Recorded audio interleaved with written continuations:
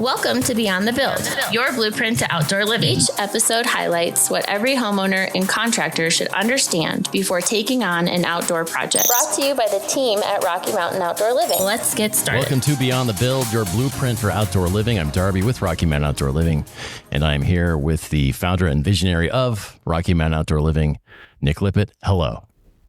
Hey, Darby, how are you? Good. How are you? Good. So we want to talk about kind of where people are going to go when they want to, find the right contractor for them. How are people going to find the right contractor for their project at their home? That's what we want to talk about here. Yeah, I think it's important to understand like the process of where you get started and where to locate contractors that are qualified to build the spaces that you're looking for. Right. Is it a yard sign? Is it a post on? I mean, where is it? There's so many places that people probably don't know. They don't know where to look. And again, finding somebody that you would want to work at your house. Yeah.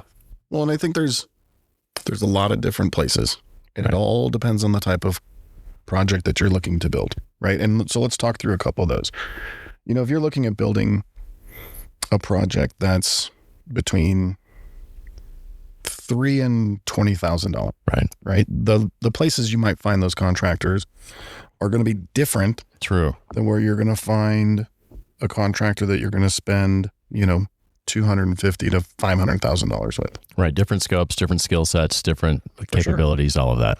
Well, so if you reached out to a contractor that tends to build larger projects and they were willing to take on a smaller project, it's not probably going to be very competitive, right? As far as pricing goes. But also, like, how frustrating would it be if you looked online for contractors and you picked up the phone and you started calling them and they're like, your project's too small. Right. Your project's too small. Right. Your project's too small. And so, I think finding the location is important and kind of what that looks like. And so first, let's talk about yard signs. Right. So like you brought that up and I didn't even think about that. I actually live in a new development. Yeah. We built a home just a couple of years ago and they're still going through the process of building all of these homes. There's yard signs all over the place. All over the place. And so if you're looking to cover your backyard, like just cover the dirt. Right. You want some sod, you want some plants, some rock maybe. Sod, plants, rock. Right. Your patio's pre-existing. Yeah. The yard signs are probably actually a really good fit. Yeah.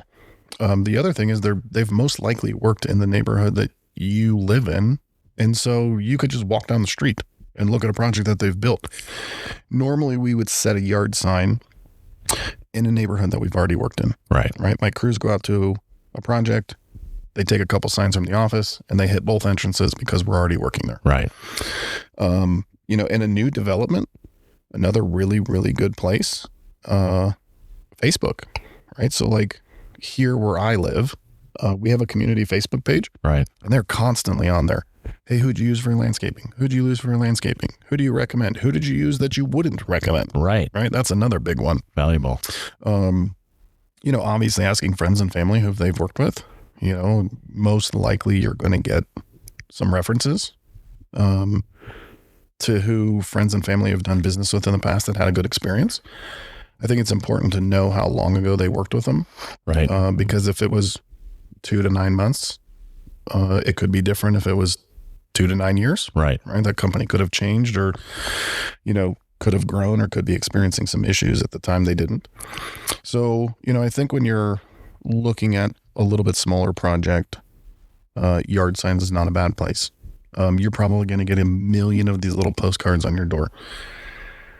Might not be a bad place. Right. One thing I would tell you is think about how much money these contractors have spent to become visible to you. Right. So like if you go, we'll use the Denver Garden and Home Show. This is a great place to find contractors.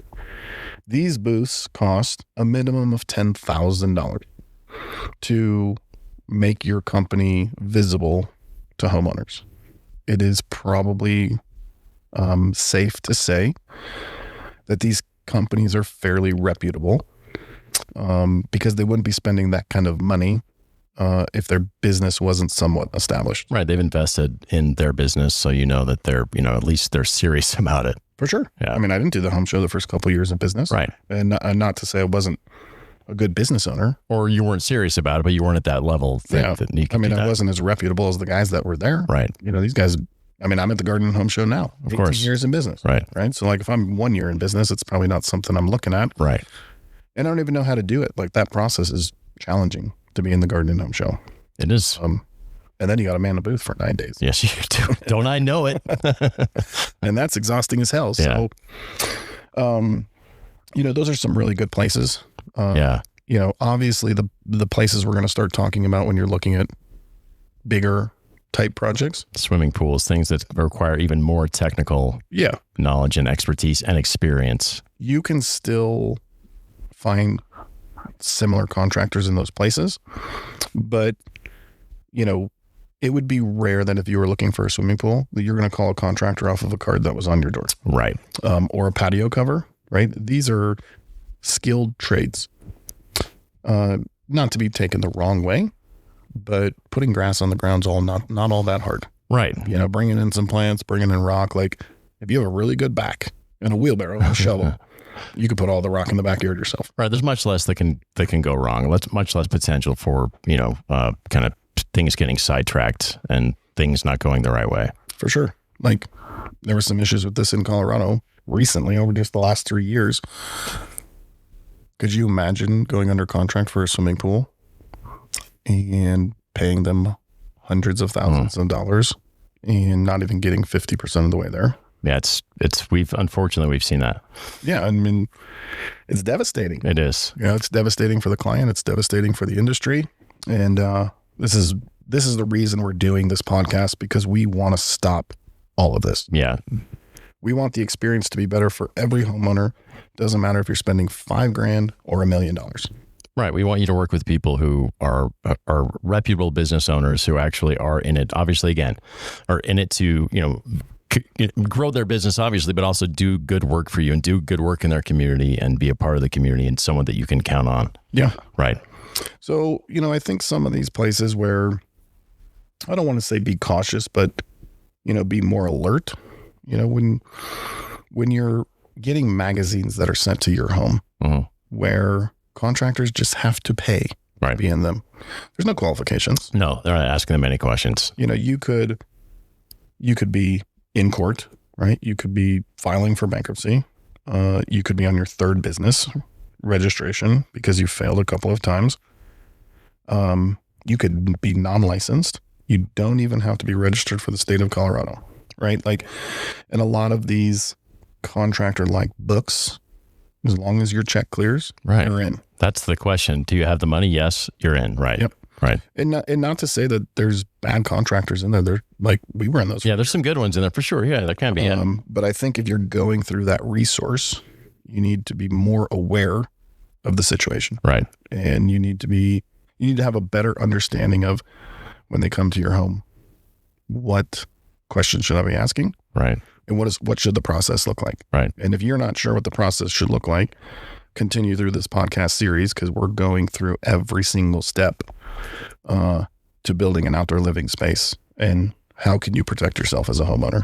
Right. We're going to go to finish. Right. We're going to go through all these and give you the processes, the questions you should ask, the things you should look for so that you will be educated. When people do ring your doorbell and you're meeting with them, you won't be, it won't be that situation where you go to the mechanic and they're like, your 7-9 belt needs to be changed. Like, all right, I guess I'll just change. I don't even know what that is, but I better have it. I cannot have one of those. For sure. So we want to make sure that you are educated so that you're the information that you're asking for, you're getting, and the information they're giving you, you'll know if that is legitimate information or not. Yeah. Yeah. And then as your project becomes bigger and more grand, right. Let's talk about, there's some books out there, or some resources out there. Like here in Colorado, it's called Team Dave Logan. Right. You can't be a contractor of theirs unless you're certified, authorized, licensed, no bankruptcies on your credit, so on and so forth. Right. So like, these are places where the company will require the contractor to be a better level contractor. Right. There's some verification there that they're a legitimate business at least. But don't think that they won't adjust the qualifications just a little bit to get the check. Sure. Because I see some people in there and I think, right, or how they slept through the cracks. Right. Yeah, you know better. Because I know what I know. Exactly. A lot of these businesses. Exactly. So a couple other great resources, obviously Google's a really good one. There's a way to become organically found on Google. So these are businesses that have tons and tons and tons of history, tons of reviews, lots of different links that tie their company back to Google. Right. So when you look at Google at the very top, when you see it says advertised, these are companies that are paying Google to be put there. Right. After that, it's basically an organic search bar. And this is where companies are coming up because usually they have a good reputation. They have good reviews. Yes. They've been in business for a while. So that's a really good resource. One thing I think that's important to know is once you start this process, social media is going to get you. That's right. And Rocky Mountain Outdoor Living is going to get you. Will likely be one of them, yes. Yes. So if you live in Colorado and you search swimming pool, you should do it just as a test. Search swimming pool when you're done listening to this podcast and see how long it takes before Rocky Mountain Outdoor Living shows up on your phone. You'll likely see one of us standing in front of a swimming pool very soon. Yeah. Coming soon. Coming soon to your phone. And this is another, it's another good place, right? Sure. So in order for these ads to cross your phone, these companies are usually pretty well invested. And, you're not usually investing in this type of marketing if you're not qualified to do it, right? It costs a lot of money to be seen via meta ads. Right. So that's another good place. What if you click on their ads and go to their profile? You see work done. How do you know it's necessarily their work? Well, and that's another really big thing, right? So we've talked a little bit about where to find these contractors, right, what the resources look like. After you've found them, then doing a little bit of research and homework to make sure that they are who they say they are. Right. And, simple, Colorado Secretary of State. Are they even an organized business in Colorado? So you go to the Colorado Secretary of State website and you can look up the businesses. You can literally go to the Colorado Secretary of State and right on the homepage it says look up organization. So there you go. That's a huge resource. You can type in Rocky Mountain Outdoor Living. Right. It will tell you when it was founded, who is the founder, if they're in good standing. Right. Simple. Yeah. Like free. If they're it's a free thing for you to do, right? Qualified. Yes. They probably shouldn't be on your list. Right. They can still be on Instagram. That doesn't mean. Oh, for sure. That doesn't mean right. For sure. Right. The other thing is, are the pictures on their website theirs? That's a huge one. There's a lot of companies that pay for content. And well, we've seen some really familiar pictures on some other profiles from time to time. Yeah, and like ours are tagged pretty hard now, so that that can't happen anymore. Right. But what would be funny as a homeowner, and I think you'll see it, is you're going to see the same picture on two different companies' websites. Right. That might throw a red flag. Of this couple having a wonderful time in their backyard. It's like, wow, they look exactly the same as the couple at this house. You might think, wait a second. Right. And being totally transparent, back to transparency for me. I will tell you that when we first started, we had to buy content. I wanted to sell swimming pools. Right. And I didn't have swimming pools to show. Right. So we purchased swimming pools. You had to start somewhere. Correct. We just knew that we were qualified at the time in which we decided to do this. Right. And not everybody goes through that process. That's true. Because some people just want to, it's putting the cart before the horse. They want to start selling it before they know it. You went through a lot of training before swimming pools were even a consideration. So that is another thing that is important. But that is huge. If you're going to someone's Instagram, they can make it look really fancy. But that's a legitimate question to ask somebody. Is that your work on your Instagram? You can ask them. Yep. So Secretary of State, I think, is good. I mean, obviously, there's a Better Business Bureau. Unfortunately, I think it's kind of being There's money out. there, right? Google reviews. And here's the thing. If a company's been in business for 18 or 20 years and they have a perfect 5-star rating, I don't know that I believe that. And no one's perfect. No. I don't think the rating should bother you as a homeowner. but I think you should understand how people respond to it. Right. If someone has written us a bad review and the response is something along the lines of, we appreciate the feedback. Our business can't grow without this. Please reach out to the office. We would love to make anything right that we possibly can in your concerns. That's a good response. It is. So if the response looks something like, you're an impossible homeowner to work for. We did everything that you asked us to do. You're unreasonable. Then you understand probably what your responses are going to look like when you run into a challenge. Right. And challenges are going to happen. It happens in my business every single day. And again, it's how you respond to those challenges. It's how 100%. You respond to those things that are the unforeseen things that can happen in outdoor work. So yeah, that is huge. How do they respond to those reviews? Even if, it's normal for some companies to not have all 5-star reviews. That is actually the normal way for it to be. If you look at, let's just name out like maybe 3 or 4 of the biggest contractors in this space in Colorado, like Design the Bus Undone. It's not perfect. Right. Lifescapes. It's not perfect. Right. Rocky Mountain. Not perfect. Right. So we are going to run into challenges. Absolutely. And we are absolutely going to work for some clients that we just can't make happy. True. It is what it is. True. But what did we do to make sure we can deliver to the best of our abilities and make sure that the client was as happy as possible come the completion of the project? Right. Another thing to look for maybe is negative reviews saying the same thing over and over again. That can be a red flag. Like if they're saying, if it's the same, if different people are saying this, if different people are legitimately saying that, and that, then you can kind of say, all right, that might be an ongoing issue with that company. That might be something to look for, assuming again, they are actual real people making those reviews, which can be another thing that happens. Well, and I think you have to be careful a little bit because of AI right now. Right. And understanding what they want you to think. Yeah.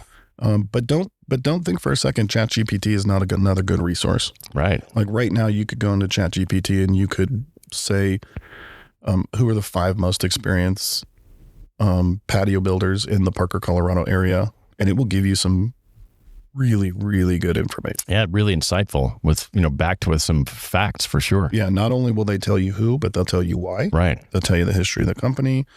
What I love about ChatGPT, like we looked up Rocky Mountain Outdoor Living the other day and it said, this is a reputable contractor. Some of the complaints are blank, blank, blank. Right. Which are what you would expect to see in a construction business. So it gives you some context, which is nice. For sure. Yeah. Yeah. So that's another, I don't know that people think of that as a resource for that. So ChatGPT will be the new Google. It's more than writing emails for you. Yeah, definitely. Well, that's great. So there are some resources for you, kind of where to start, where to find some contractors, maybe some things you should be looking for, and be checking back here for Beyond the Build. We're going to be doing this different episodes, talking about different ways that we can kind of get you prepared for the process of working on an outdoor living project, whether it's with Rocky Mountain Outdoor Living or somebody else that ChatGPT tells you to use. We want to make sure that it's a good experience for you and, frankly, for the contractor. That's the goal here with Beyond the Build, your blueprint to outdoor living with Rocky Mountain Outdoor Living. I'm Darby. That is Nick Liput. Have a great rest of your day. Thanks for being here. Beyond the Build from the team at Rocky Mountain Outdoor Living.